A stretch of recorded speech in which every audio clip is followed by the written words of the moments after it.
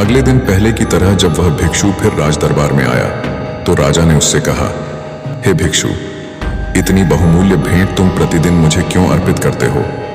अब मैं तब तक तुम्हारा यह फल ग्रहण नहीं करूंगा जब तक तुम इसका कारण नहीं बताओगे।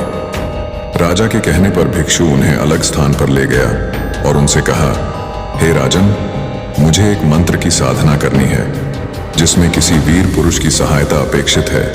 हे वीर श्रेष्ठ, उस कार्य में मैं आपकी सहायता की याचना करता हूँ। यह सुनकर राजा ने उसकी सहायता करने का वचन दे दिया।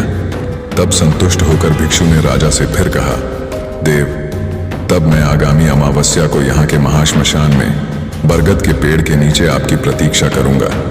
आप कृपया वहीं मेरे पास आ जाना। ठीक है, मैं ऐसा ही करूंगा, राजा ने उसे आश्वस्त किया। तब वह भिक्षु संतुष्ट होकर अपने घर चला गया। जब अमावस्या आई तो राजा को भिक्षु को दिए अपने वचन का स्मरण हो आया और वह नीले कपड़े पहन, माथे पर चंदन लगाकर तथा हाथ में तलवार लेकर गुप्त रूप से राजधानी से निकल पड़ा। राजा उस श्मशान में पहुंचा जहां भयानक गहरा और गुप्त अंधेरा छाया हुआ था। वहां जलने वाली चिताओं की लपटें बहुत भयानक दिखाई दे रही थीं। असंख्य नर कंकाल, खोपड़ियां एवं हड्डियां इधर उधर बिखरी पड़ी थीं।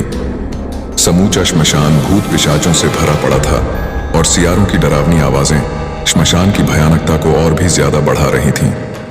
निर्भय होकर राजा ने वहां उस भिक्षु को ढूंढा। भिक्षु एक वट वृक्ष के नीचे मंडल बना रहा था।